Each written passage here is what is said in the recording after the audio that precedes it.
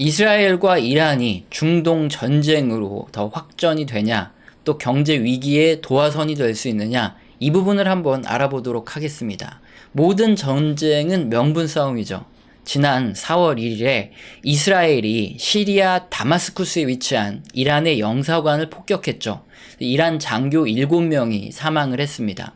대사관 같은 경우에는 국가의 중대한 일을 결정을 하죠. 그래서 대사관은 일단 그곳의 영토라고 생각을 할 수 있는데, 영사관은 뭐 국가 간의 협의라든가 아니면 그 주민들의 생계, 뭐 경제적 문제 이런 것들을 논의하기 때문에 사실상 그 국가 영토로 보진 않아요. 애매모호하게 이스라엘이 이란을 공격을 했는데, 어쨌든 거기 안에 있던 이란의 국민, 특히 장교 7명이 사망을 했죠.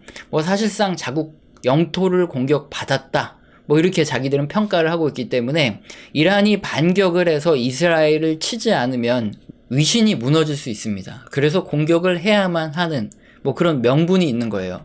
그래서 4월 14일에 이란은 이스라엘에 무인기와 순항 미사일 등 300기 이상을 발사를 했죠. 하지만 이스라엘과 전면전은 좀 피하고 싶은 게 이란의 현재 상황입니다. 이란의 재정 상황도 안 좋은 상황에 이스라엘과 전쟁을 치를 만큼 이렇게 경제적으로 넉넉한 상황이 아니기 때문에 전면전은 피하고 싶을 거예요. 그래서 일단 공격은 끝났다. 반격하지 않으면 우리도 공격 없다, 이렇게 선언한 상태죠. 자, 근데 문제는 이스라엘의 네티냐후 정권입니다. 그동안 하마스 세력을 박멸하겠다, 이렇게 목표를 걸고 6개월 동안이나 긴 전쟁을 해오고 있죠. 국제사회 여론이 계속 바뀌고 있어요. 처음에는 이스라엘 편이었는데 이제 팔레스타인의 민간인 좀 그만 좀 죽여라, 이런 방향으로 국제사회에서도 비난이 커지고 있고, 우방인 미국의 여론도 이스라엘에 계속 지원을 해줘야 되냐, 오히려 전쟁을 좀 억제시키는 게 맞지 않겠냐, 이런 방향으로 여론이 흘러가고 있습니다. 대부분의 명분 싸움은 이렇게 됐을 경우에 외부로 뭔가 시선을 돌립니다. 임진왜란이 우리나라에서 일어난 것도 가난한 농민 출신이던 일본의 도요토미 히데요시가 정권을 딱 잡았습니다. 그런데 일본 같은 경우에는 각 지방의 명문 가문과 이런 호족들이 각자에게 충성을 맹세하면서 오랫동안 이렇게 동맹을 맺어오고 있었기 때문에 중앙에 하나 집권한 도요토미 히데요시가 힘이 약해질 수밖에 없죠. 그래서 중앙에서 모든 걸 통제할 수 없다 느끼니 조선에 쳐들어왔던 거고, 임진왜란이 그래서 일어났고, 그래서 조선 땅을 먹은 다음에 각자 이런 호족들한테 나눠주고 이렇게 동맹을 맺을 그럴 생각이었는데 그게 실패한 거죠. 이런 식으로 대내적 대외적인 비판에 직면하고 있는 이스라엘의 네티냐후 정권은 이제 마음 놓고 팔레스타인을 좀 공격하면서 하마스 박멸이라는 이런 목표를 달성하려면 국제사회의 시선을 조금 외부로 돌릴 필요도 있고, 미국의 시선도 전쟁으로 우방이다 이런 거에 돌릴 필요가 있기 때문에 이란과 전쟁을 좀 적극적으로 원하고 있다, 이런 분석이 많아요. 하필이면 이란 대사관 바로 옆에 있는 영사관을 공격해서 이걸 폭파시킨 것도 그렇고, 이스라엘은 뭐 민간인 건물이다, 그래서 하마스 본거지다 주장을 하는데 최소한 어떤 결과가 나올지 그 정도 정보력도 없이 이스라엘이 이란을 공격을 잘못했다, 이게 말이 안 되기 때문에 일단 월스트리트 저널에서도 뉴스 속보가 나왔는데, 이르면은 15일이죠. 오늘 이스라엘이 이란을 공격을 좀 강행할 것이다, 이런 보도도 나오고 있죠. 사실 전쟁이라는 건 전문가들이 예상하는 경제 논리대로 흘러간 적은 한 번도 없어요. 분명히 전쟁을 치르면 심각한 경제적 문제에 직면할 것이다, 손해가 너무 크기 때문에 아무 일도 없을 것이다, 이런 관측은 항상 빗나갔습니다.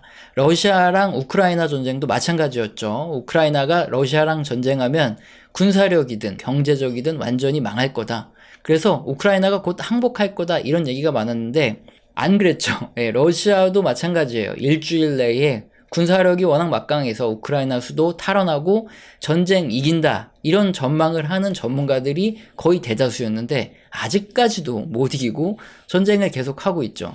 뭐 이렇게 애널리스트들이며 전쟁 전문가들이 인터뷰를 항상 이런 상황에서 합니다. 하나같이 다 빗나가는 이유가 뭐냐? 전쟁이라는 건 경제 논리가 아닌 명분, 또 이제 국가적인 자존심, 이런 것들이 훨씬 더 많이 작용하기 때문에 그렇습니다.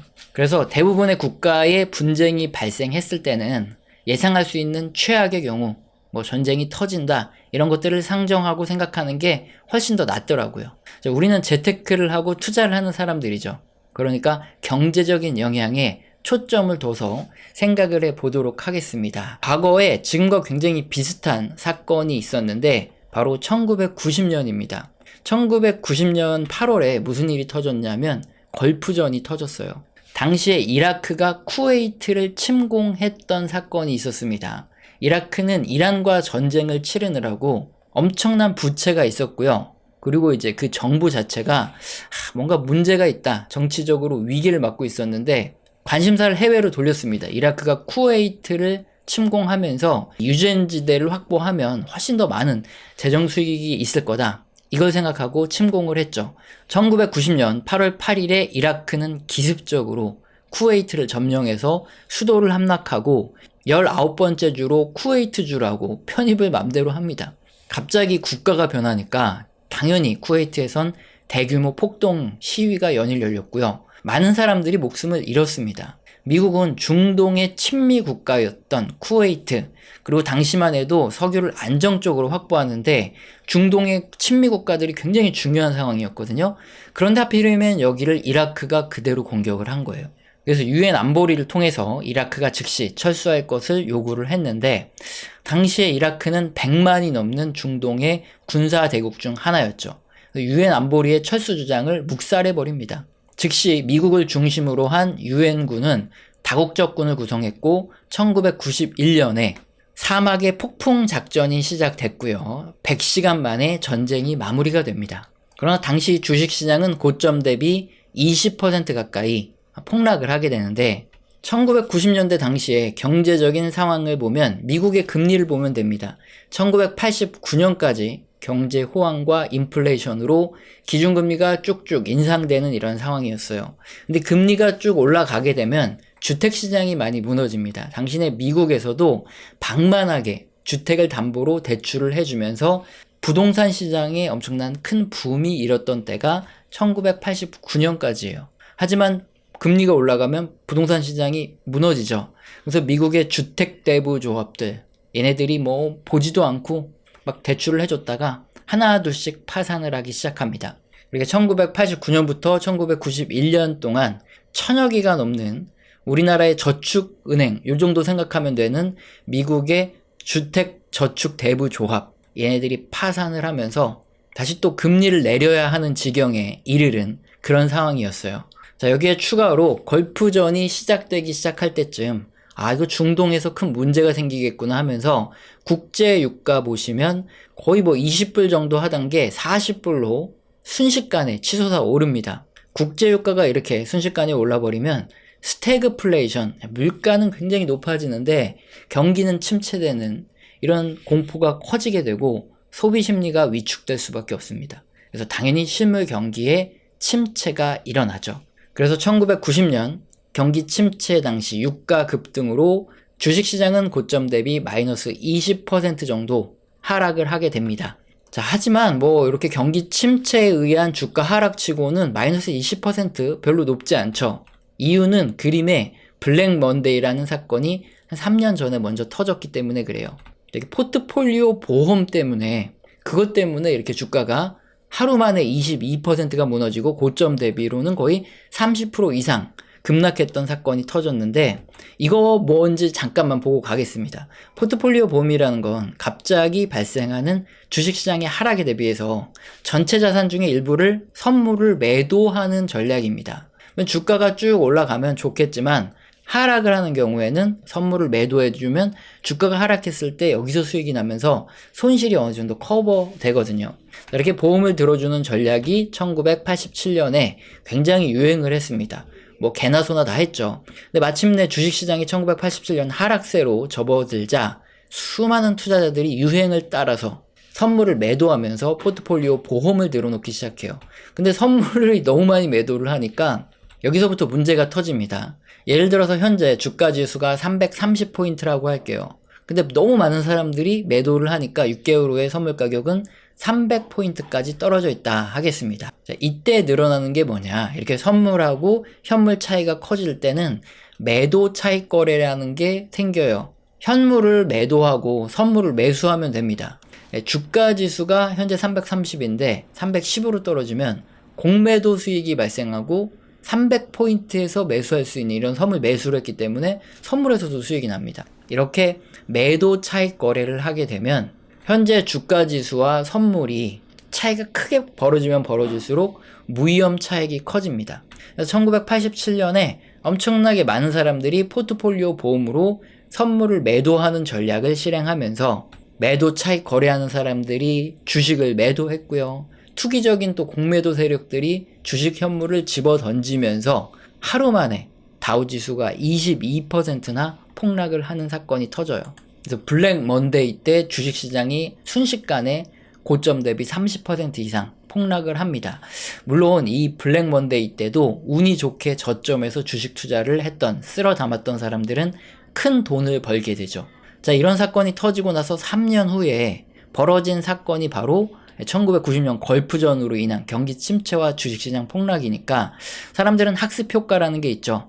아, 주식시장이 폭락해서 그때 쓸어 담으면 돈 버는구나. 이걸 다들 3년이라는 너무 짧은 시간에 다들 알고 있기 때문에 주식시장이 고점 대비 약 20%가량 하락하고 미연준이 빠르게 금리를 낮추자 1987년의 학습 효과로 저점에서 사람들이 쓸어 담기 시작했고 주식시장이 굉장히 빨리 회복됐던 게 바로 1990년 이 경기 침체 때의 주식시장의 흐름입니다. 자, 이 당시의 핵심은 1990년에 걸프전이 터질 게 우려돼서 국제 유가가 순식간에 크게 치솟았고 스태그플레이션 우려로 주식시장이 크게 하락할 수밖에 없었던 이런 사건이죠. 자, 다음으로 전쟁의 공포로 경기 침체가 왔던 이런 사건은 2001년 9.11 테러 이후에 아프가니스탄과 미국의 전쟁이 발생했던 사건이죠.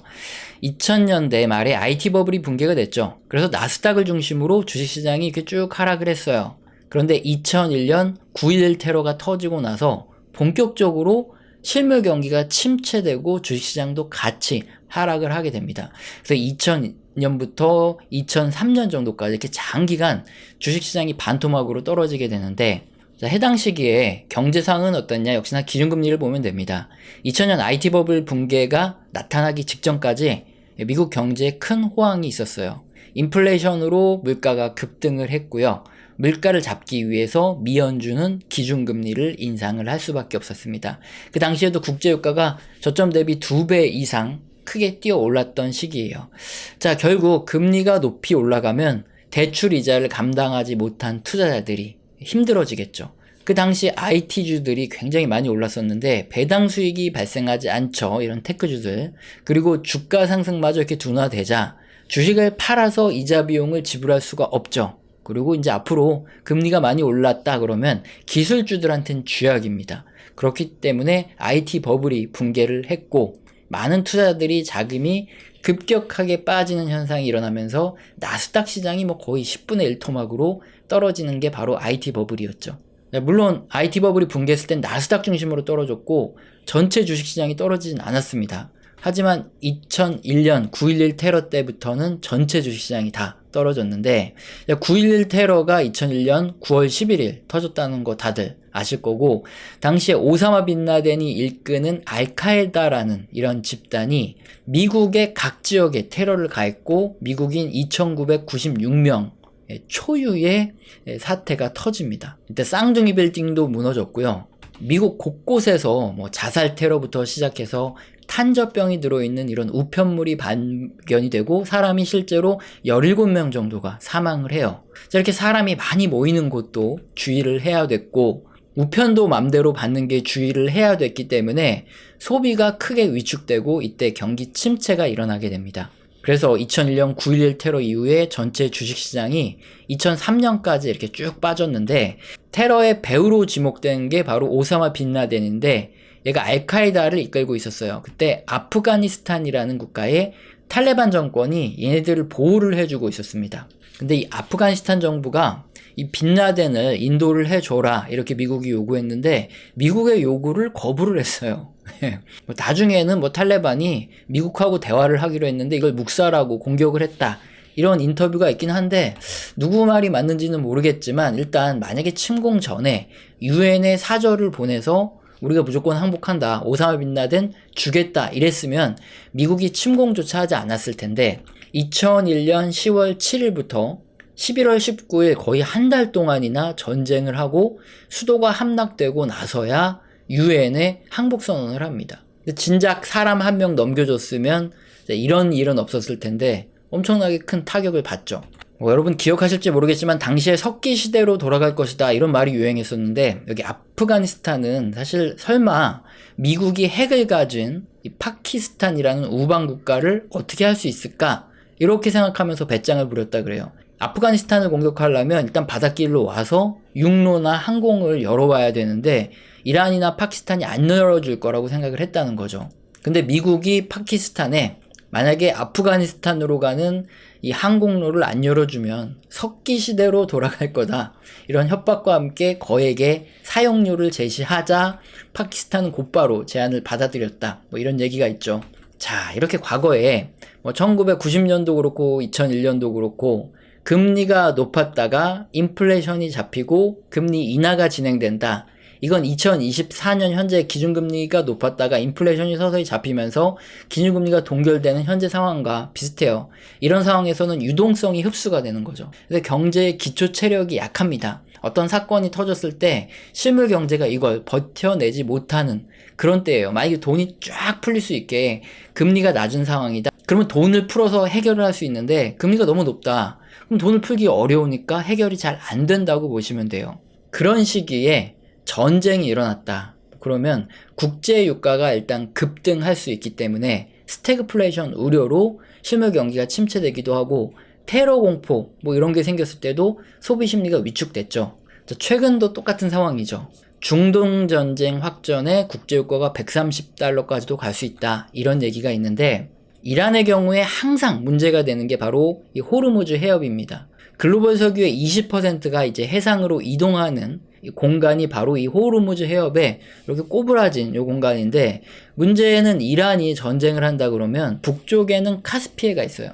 여기는 다른 국가들을 통해서 갈 수밖에 없습니다. 카스피해는 연결된 바다가 아니라 사실상 호수라고 봐도 무방하죠. 그게 이제 바다가 된 건데, 카스피에다가 배 띄우고 공격하려고 그러면 다른 국가들을 통해야 되는데 그게 불가능하죠.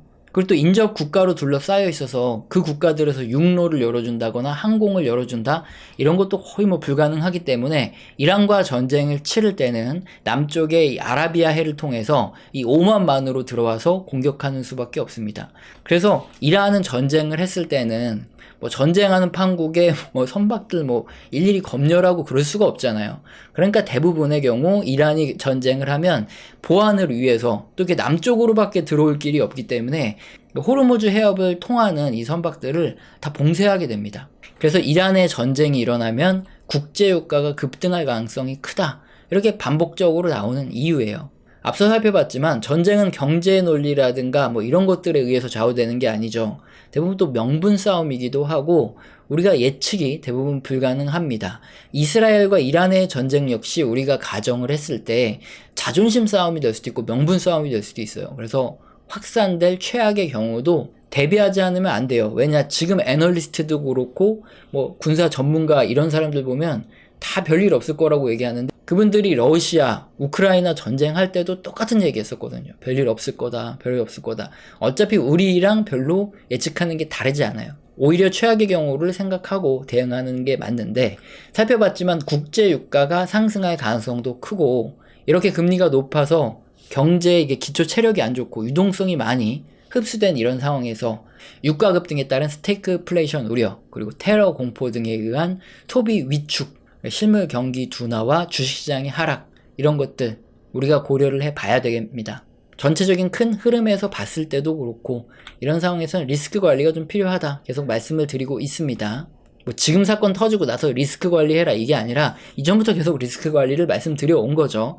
이 투자라는 건 종목이나 얻어 듣겠다 하면서 유튜브 막 돌아다니면서 잘한다 싶은 사람 찾아다니는 그런 과정이 투자가 아니에요. 직접 공부를 하고 투자를 해보고 이렇게 경험을 쌓아가면서 내공을 키워가는 게 바로 투자입니다. 제가 설명드리는 이런 과거 이야기 그리고 현재 상황 얘기 들어보시고 직접 뉴스도 찾아보시고 경제가 어떻게 돌아가고 주식시장의 움직임은 어땠는지, 그리고 앞으로 어떻게 될지 이런 것들을 직접 생각을 해 나가면 이렇게 경험이 쌓일수록 하루하루 내공이 쌓여서 나중에 좀 더 현명한 판단과 투자를 할 수 있게 되시는 거예요.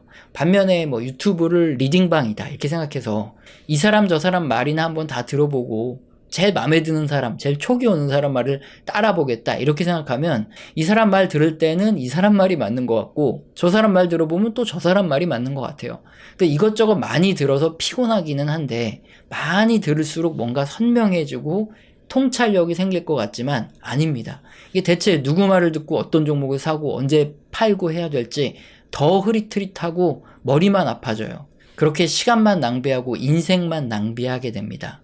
어떻게 하는 게 맞을지 잘 판단 내리시길 바랍니다. 우리 채널에서는 영상 시청하시고 정말로 도움이 되셔서 정말 순수하게 후원을 해주시는 분들이 간헐적으로 계십니다. 후원해주신 분들께 감사합니다라고 말로만 그냥 떼었던 적이 있는데, 그러고 나서 도저히 인간의 도리가 아닌 것 같아서 제가 소통을 하고 있어요.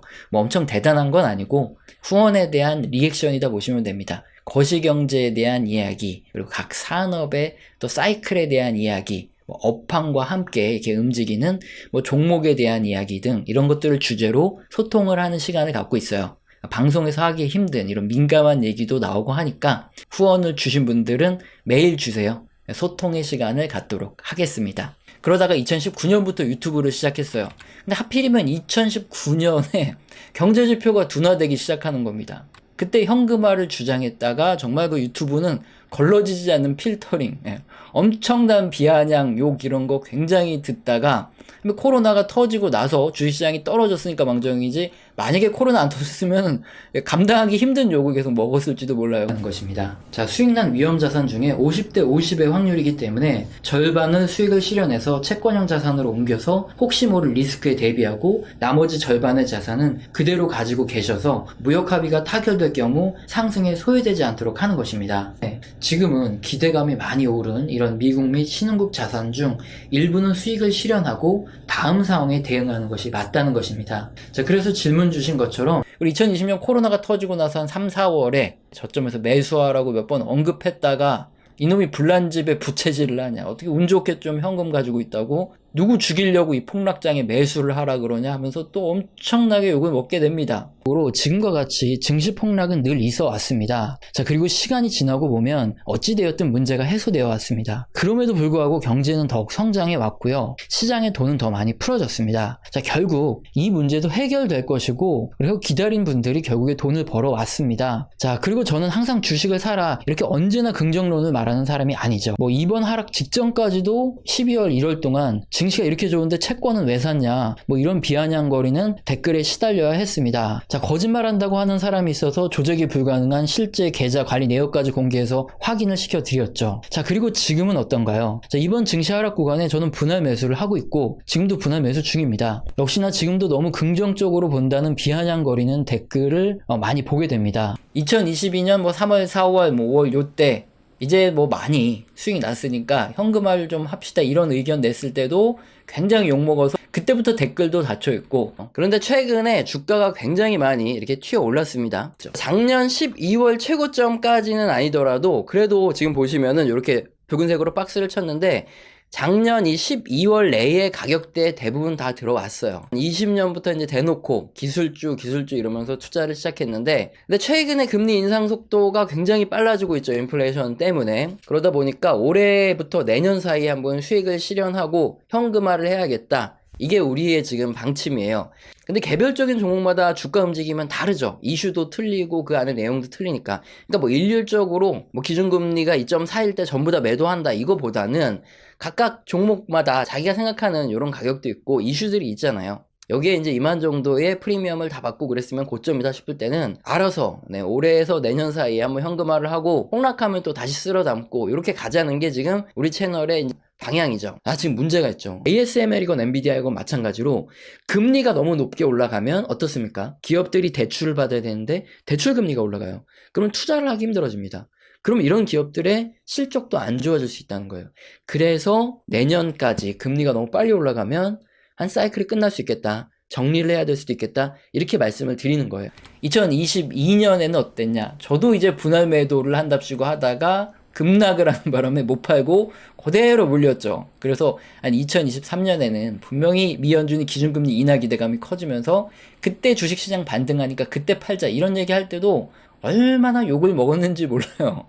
기준금리 인상이 중단되는 시점은 이제 올해 상반기에는 하반기쯤이 되지 않을까 이렇게 예상했는데 지금 변수들이 너무 많아서 계속 밀리고 있어요. 그래서 내년쯤으로 이렇게 다수 전문가들이 얘기가 되는 상황인데 어쨌든 뭐 그때 되면 반등이 한번 나올 수도 있는데 이거는 지난 역사적으로 그렇게 반복됐던 역사가 많았다. 그래서 그 확률이에요. 반등이 나오면 저도 많이 정리를 좀 할 생각이다 이건데 지금 실물 경기가 정점을 지나서 둔화되고 있어요. 그랬을 때 인플레이션 감소, 기준금리 인상이 중단됐던 올해 내내 이 말씀을 드리고 지표도 계속 보여드렸지만 주식시장이 일시적인 랠리를 펼쳤던 역사가 많아요. 그래서 주식시장이 상승 흐름을 보일 가능성이 굉장히 높다 계속 말씀드려오고 있죠. 하지만 이때 적극적인 매수의 타이밍입니까? 그건 아니죠. 원칙이 아니라는 거예요. 2023년 이때도 지금 마찬가지죠. 실물 경기 선행 지표가 둔화되고 있으니까 이럴 때는 조심해라 이렇게 계속 말씀드리고 있는데 주식시장이 폭락을 안 했죠. 2023년에. 그러면서 지금까지도 엄청나게 욕을 먹고 있어요.